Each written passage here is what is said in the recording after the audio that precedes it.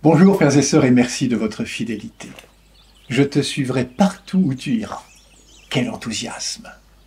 Ce scribe de l'Évangile a-t-il mesuré la portée de sa parole? Suivre Jésus engage à des choix, des renoncements, une conversion, un décentrement de soi. Suivre Jésus, c'est accepter d'être derrière, accepter de ne pas être le premier, accepter que Jésus ouvre la route. Suivre Jésus, c'est faire d'abord le choix de l'humilité.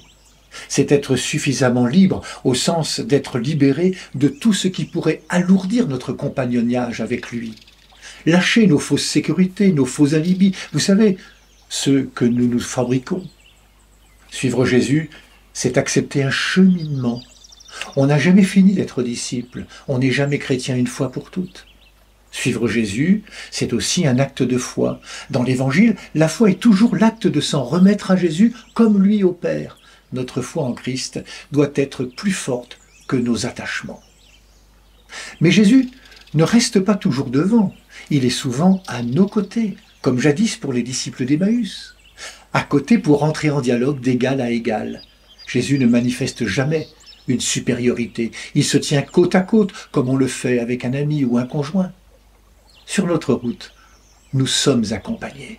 Suivre Jésus, c'est faire mourir en soi le vieil homme pour que vive l'homme nouveau.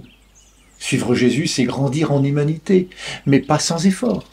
Mais la route que nous prenons, c'est la sienne. C'est donc ensemble que nous marchons, lui avec nous avec lui. Jamais il ne nous abandonnera. Une chrétienne, un chrétien n'est jamais installé. Disciples de Jésus, nous sommes en itinérance. Pourquoi? Pour oser la rencontre du monde. Ce déplacement est tout autant intérieur qu'extérieur. Il n'est pas possible de se réfugier dans le passé, une connaissance, un savoir, comme le faisaient parfois certains scribes, et avouons-le, nous aussi. Être disciple de Jésus, c'est le suivre, son chemin, c'est celui de la sainteté, de notre accomplissement.